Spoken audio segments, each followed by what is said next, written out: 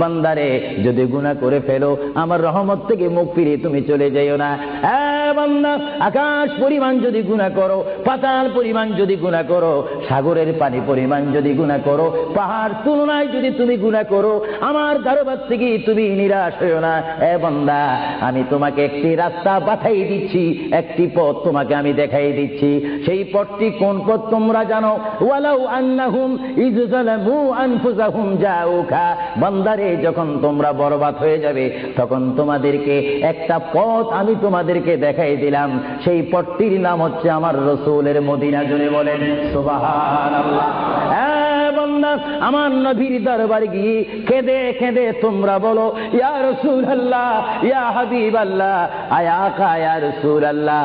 আল্লাহ কোরআনে বলেছে, ওয়ালাউ আন্নাহুম ইয যালামু আনফুসাহুম জাউকা ফাস্তাগফিরুল্লাহ ওয়াস্তাগফারা লাহুম।